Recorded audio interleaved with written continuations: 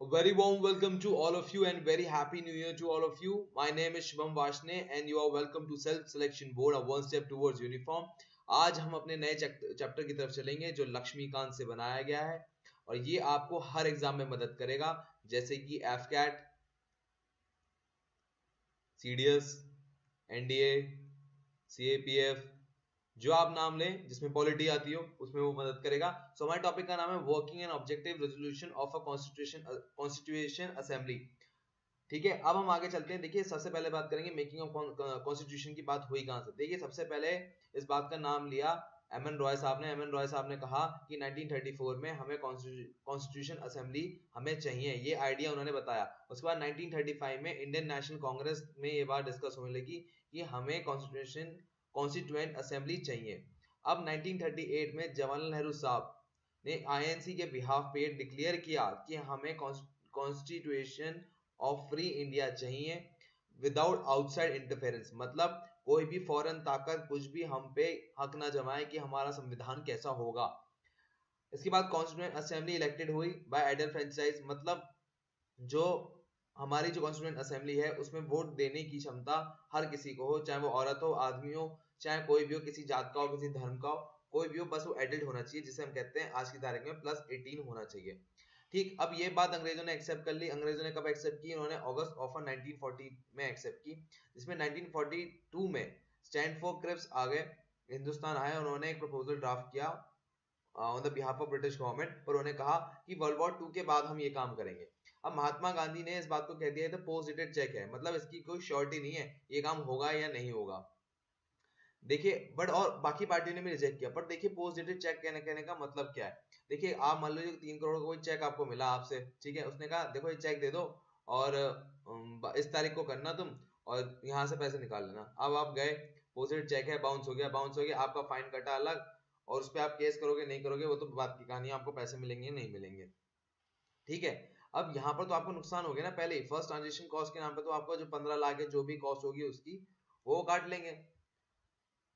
अब जब उन्होंने ट्रांजेक्शन फी काटी, जब ये इस बात को उन्होंने, जब महात्मा गांधी ने कहा कि पोस्टेड चेक है, तो इस बात के साथ उनके साथ जितने भी कांग्रेस के लोग थे और बाकी अदर पार्टी के लोग थे वो भी साथ खड़े हो गए। वहां मुस्लिम लीग का अलग ही मानना था। उन्होंने कहा कि हमें तो कोई कॉन्स्टिट्यूएंट असेंबली एक नहीं चाहिए, हमें 2 चाहिए। अब इस बात को कैबिनेट मिशन आया 1946 में, दूसरे पेज पे हम बात करेंगे। उसने कहा कि ये 2 कॉन्स्टिट्यूएंट असेंबली का कोई हिसाब नहीं है, एक ही होगी। अब देखिए, बात करते हैं कंपोजिशन ऑफ कॉन्स्टिट्यूएंट असेंबली। अब उस कॉन्स्टिट्यूएंट असेंबली में क्या क्या था?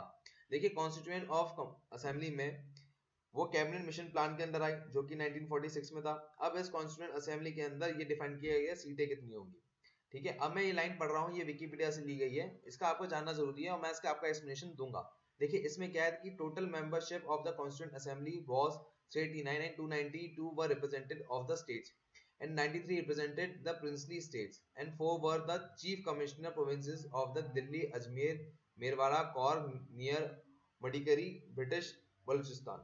ठीक है, उन्होंने इतनी बात कह दी, बट हमें ये बात समझ में तो आई नहीं कि आपने जो बोला है अभी इतनी झटके से वो है क्या। देखिए, मैंने साफ साफ ये कहा है कि जो 389 सीट्स थी उसको 2 हाफ में डिवाइड किया, British India and princely state. जो 296 सीट्स हैं उनको 2 जगह डिवाइड किया, 11 गवर्नर प्रोविंस और chief commissioners province. Chief commissioner province में आपको बता दिया दिल्ली, अजमेर, है ना, कौर, ये सब, या बलूचिस्तान प्रोविंस, ये सब कहाँ है? चीफ कमिश्नर प्रोविंस में। 292 गवर्नर प्रोविंसेस में क्या है? जैसे यूनाइटेड प्रोविंसेस, मतलब यूपी उस टाइम का, central province like Madhya Pradesh. ठीक है, इन चीजों का ये। अब इसमें सब लोग आए, सिख आए, मुस्लिम आए, जनरल लोग आए, मतलब बाकी जो बचे हुए हैं, ठीक, और प्रिंसली स्टेट से भी लोग आए।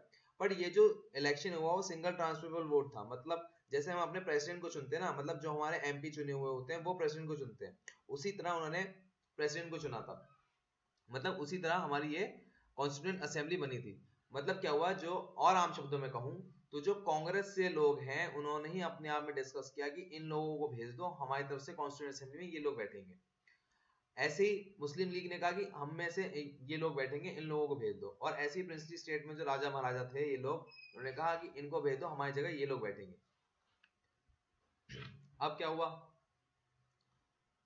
कॉन्स्टिट्यूएंट असेंबली तो बन गई 1946 में, ठीक। अब इंडियन नेशनल कांग्रेस आई 208 सीट विन करके, मतलब 208, एंड मुस्लिम लीग 73, और रिमेनिंग 15 सीट्स जो थी वो मिसलेनियस लोगों ने जीती थी।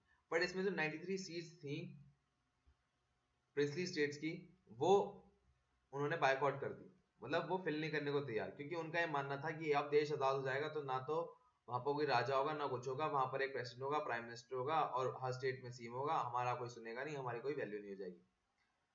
अब इसके बाद क्या हुआ, असेंबली कॉम्प्रोमाइज हुई ऑल सेक्शन ऑफ सोसाइटी में, जैसे मैंने आपको बताया हिंदू, मुस्लिम, Sikh, ST, Indian, Anglo, Parsi, women, सब थे वहां पर, ठीक। अब इस असेंबली पर दो इंपॉर्टेंट लोग नहीं थे, ये आपसे पूछा जाएगा एग्जाम में सवाल, पहला है महात्मा गांधी, दूसरा मोहम्मद अली जिन्ना, ठीक है। अब इसके आगे हम चलते हैं।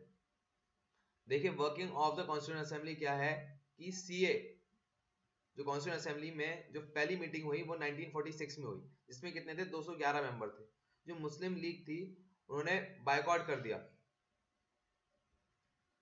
कि हम इस कॉन्स्टिट्यूएंट असेंबली का पार्ट नहीं बनेंगे, हमें एक सेपरेट स्टेट दो जिसका नाम होगा पाकिस्तान। पर अभी इस पे बात चली रही थी कि तब तक हम लोगों ने एक मूव चला जो हमने यूरोप या ब्रिटिश वालों से सीखा कि एक लीडर जरूर होना चाहिए अगर कोई भी चीज चल रही है, चाहे वो टेम्परेरी क्यों ना हो। 1857 का जो रिवोल्ट हुआ था दोस्तों, उसमें कोई लीडर नहीं था, बस एक नाम समझ में आया, मंगल पांडे, वो भी एक सिपाही थे, पर कोई लीडरलेस, मतलब उसे लीडरलेस रिवोल्ट कहते हैं। तो उन्हें फट से एक लीडर बनाया जिसका नाम था डॉक्टर सचिद आनंद सिन्हा। अच्छा, ये कॉन्स्टिट्यूएंट असेंबली के पहले लीडर थे, ठीक है। ये आपसे पूछा जाता है कि पहले लीडर कौन थे या पहले प्रेसिडेंट कौन थे, तो डॉक्टर सचिद आनंद सिन्हा वो थे। अब देखिए इसके बाद क्या हुआ, उसके 2 दिन बाद, मतलब दिसंबर 9 को बनाया गया और दिसंबर 11 को दूसरे चेंज हो गए। उसके परमानेंट कॉन्स्टिट्यूएंट असेंबली के जो थे वो राजेंद्र प्रसाद थे प्रेसिडेंट, और उसके वाइस प्रेसिडेंट थे H C Mukherjee vice president, और वहां पर जो इनके एडवाइजर थे SR BN राव। अब देखिए यहाँ पर मैं आपको 2 सवाल पूछूंगा और आपको दोनों सवाल याद कर लें। पहला है कॉन्स्टिट्यूएंट एडवाइजर और दूसरा है कॉन्स्टिट्यूशनल आइडिया, ठीक है। अब ये तो कॉन्स्टिट्यूएंट एडवाइजर आप समझ गए होंगे BN राव ने दिया, पर कॉन्स्टिट्यूशनल आइडिया किसने दिया था, MN रॉय ने। ये हमने पहली वाली स्लाइड में हमने बात की थी कि 1934 में MN रॉय ने ये आइडिया दिया कि हमें कॉन्स्टिट्यूएंट असेंबली चाहिए, ठीक है। कॉन्स्टिट्यूशनल एडवाइजर का काम क्या होता है भाई, जैसे आप घर में खाना बनाने जाओ, तो रोटी बनाने जा रहे हो, आप पहली बना रहे हो, तो आपकी माँ या कुक जो भी है वो उसका आइडिया देता है भाई आपको बनाना कैसे है, ये काम उन्होंने ही किया, ठीक। एक बात और, एक कंफ्यूजन और होगा, यहाँ पर मैंने किया प्रेसिडेंट है, तो आपके दिमाग में प्रेसिडेंट क्या क्लिक हो गया भाई, इंडिया के प्रेसिडेंट है राजेंद्र प्रसाद। जी बिल्कुल सही, इंडिया के प्रेसिडेंट है राजेंद्र प्रसाद। कॉन्स्टिट्यूएंट असेंबली के भी पहले दूसरे मतलब परमानेंट थे वो भी राजेंद्र प्रसाद। पहले कौन थे, डॉक्टर सचिदानंद आनंद सिन्हा, उनके 2 दिन के बाद कौन बन गए, डॉक्टर राजेंद्र प्रसाद। ये थी हमारी कहानी। अब आगे चलते हैं, अब देखते हैं ऑब्जेक्टिव ऑफ रेजोल्यूशन। जब देश आजाद हो रहा था तो उन्होंने कहा भाई हमें कोई फ्रेमवर्क चाहिए कि भाई जिसपे एक संविधान बनेगा, मतलब मान लो आप घर लेने जा रहे हो तो आप घर डिफाइन करोगे मुझे 3 BHK का चाहिए, उसके बाद कौन सा फेस चाहिए, ईस्ट फेस चाहिए, वेस्ट फेस चाहिए, ठीक है, ये डिफाइंड हो गया। उसके बाद हमारे पास जो बात दूसरी डिफाइंड हो गई कि वो जो 3 BHK है, ईस्ट है, उसमें बालकनी होनी चाहिए, बालकनी कितनी बड़ी होनी चाहिए, रूम कितने बड़े होने चाहिए, कितना स्क्वायर फीट होना चाहिए, ये सब आपने डिफाइन किया भाई रहने के लिए हमें क्या चाहिए और हमें वो कैसा किस लोकेशन में चाहिए, ठीक। ऐसे ही हमारे कॉन्स्टिट्यूशन को कुछ फंडामेंटल और फिलोसफिकल बातें कही गई कि हमें अपने संविधान में ये चीजें चाहिए और उसके अकॉर्डिंग काम किया जाएगा। फर्स्ट, सबसे पहले इंडिपेंडेंट सोवरेन रिपब्लिक उसको बनाया गया। मतलब सोवरेन मतलब क्या होता है, रिपब्लिक और इंडिपेंडेंट के बारे में बाद में करेंगे, सोवरेन की बात करते हैं। सोवरेन मतलब ये कि हमें डिसीजन लेने की ताकत दी गई, लैंड, एयर, सी, हिंदुस्तान की हवा, जमीन और समुद्र में हिंदुस्तान का हक होगा डिसीजन लेने का। अब देखिए दूसरी बात ये कही गई, टेरिटरीज, इंडियन स्टेट्स को जो इसका पार्ट है ऑलरेडी, जो पार्ट होना चाहती हैं या जो हमारे साथ मिलेंगी या इंडिया के बाहर जैसे अंडमान निकोबार हैं ये पार्ट होना चाहेंगी, तो ये सब यूनियन ऑफ इंडिया के अंदर आएंगी, ठीक है। अब देखिए आगे क्या लिखा है, all power and authority of sovereign independent is derived from the people, मतलब जो लोग होंगे वो चुनाव करेंगे, सोवरेन देश को चलाएगा कौन, हम मतलब वोट देंगे, जो आज हम वोट देने जाते हैं ना वो उसकी बात हो रही है। दूसरा बात, guaranteed and secure to all people of India justice and social economical and political, मतलब हर देश के आदमी को जस्टिस मिलेगा social economical and political level पे, और सेफ गार्ड करी जाएगी minorities and tribal area and depress को और अदर बैकवर्ड क्लास को किसी भी भेदभाव से। आखिरी बात ये कहेगी मेंटेन इंटीग्रिटी, मतलब कि इस देश में इंटीग्रिटी बनाई जाएगी, ये एक रिपब्लिक रहेगा, टेरिटरी हमेशा। दूसरी जो मैंने आपको बताया कि लैंड एयर और सी में हमारी सोवरेन राइट्स रहेंगी, हम उसकी बात कर रहे थे। फार हमसे ये कहा गया जो ये देश प्राचीन देश है ये ऑनर रहेगा और हमेशा वर्ल्ड पीस पे और वेलफेयर ऑफ मैनकाइंड पे हमेशा फोकस करेगा, इसकी प्रायोरिटी ये होगी। फाइनली इंडिपेंडेंस एक्ट आ गया। अब इंडिपेंडेंस एक्ट में क्या हुआ, सबसे पहले जो प्रिंसली स्टेट थी जिन्होंने कॉन्स्टिट्यूएंट असेंबली ज्वाइन करने से मना कर दिया, उनकी कॉन्स्टिट्यूएंट असेंबली ज्वाइन करी और उसमें पहले 6 स्टेट्स आ गए। उसके बाद माउंटबेटन का प्लान आया जिसमें पाकिस्तान बनने का फैसला हो गया। इंडिया अब 2 हिस्सों में बढ़ गया, West Pakistan India and East Pakistan, और ये दोनों एक नेशन बन गए। अब जब ऐसा हो गया उसके बाद क्या हुआ, जो मुस्लिम लीग थी जो इंडियन डोमिनियन की थी, उन्होंने असेंबली में रहने का फैसला किया कि हम इस असेंबली में रहेंगे, हमें देश प्यारा है हिंदुस्तान और हम मुसलमान हिंदुस्तान के हैं, तो उन्होंने वहां पर रहे। अब देखिए इसके बाद क्या हुआ, इंडियन इंडिपेंडेंस एक्ट 1947 आया, जिसके अकॉर्डिंग क्या हुआ, 3 मेजर चेंजेस हुए। मतलब जैसे कि इस बॉडी को फुल सोवरेनिटी दी कि आप कॉन्स्टिट्यूशन बदल सकते हो, इस बॉडी को पूरी असेंबली को पावर दी कि जो ब्रिटिश पार्लियामेंट में लॉ बने थे उसको आप इंडिया रिलेशन में आप बदल सकते हो।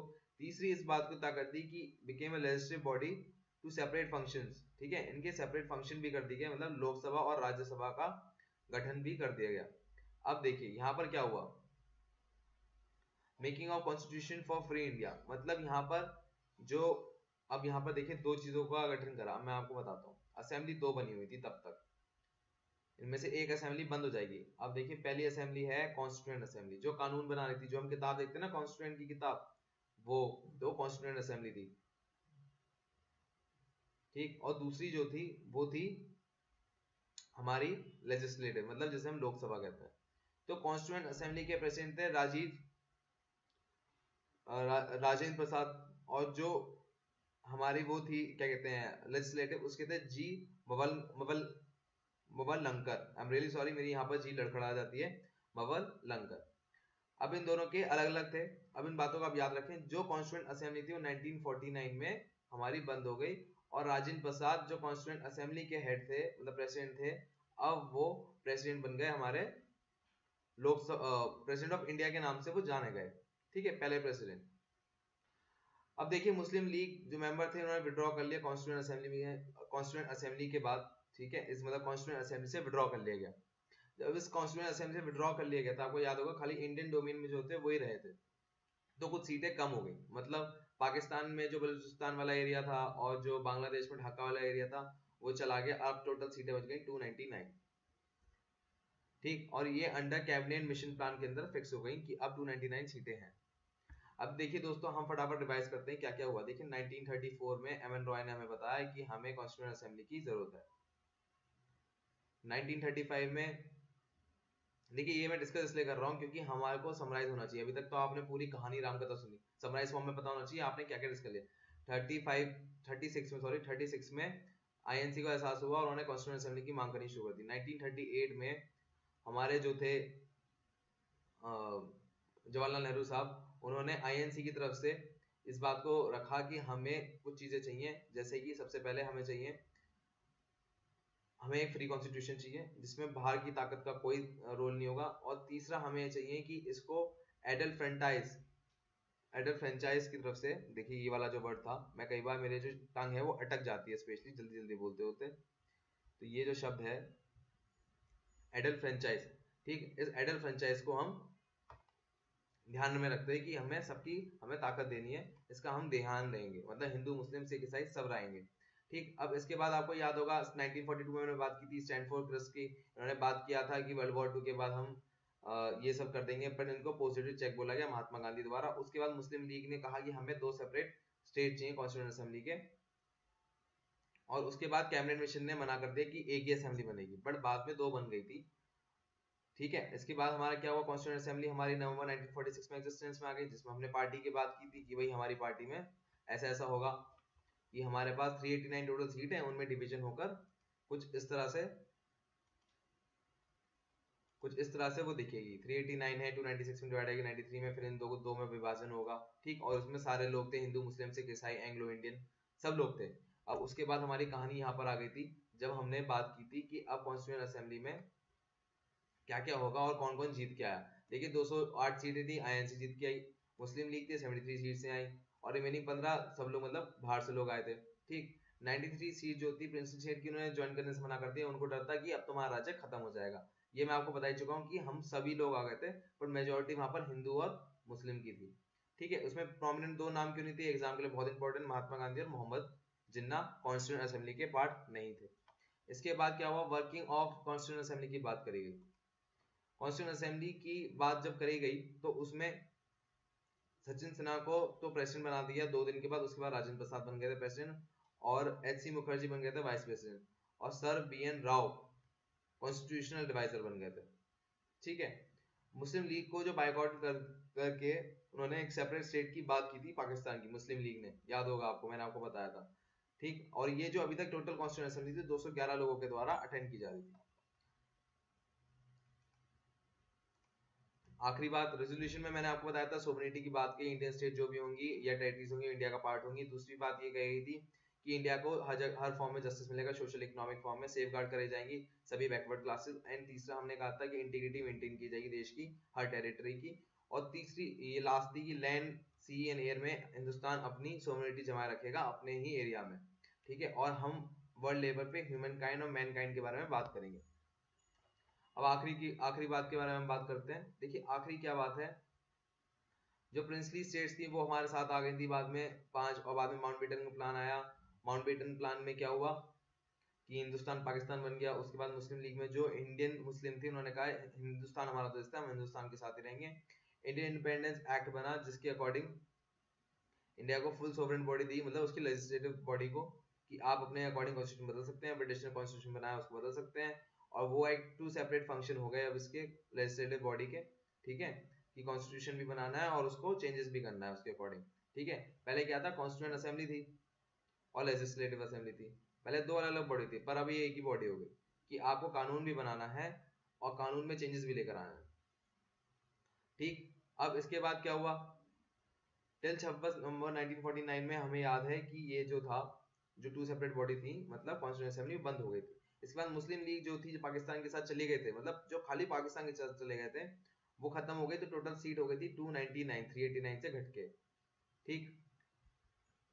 तो ये होता है हमारा वीडियो का एंड दोस्तों। जय हिंद। अगर आपको वीडियो पसंद आई हो, कंसेप्ट आपके क्लियर हुए हो, प्लीज लाइक करें, शेयर करें, कमेंट करें, अपने दोस्तों को पढ़ाएं अगर आप शेयर नहीं कर रहे हैं, जिससे आपका भी ज्ञान बढ़े, आपकी भी नॉलेज बने और आपके कंसेप्ट अच्छी तरह से डेवलप्ड हो।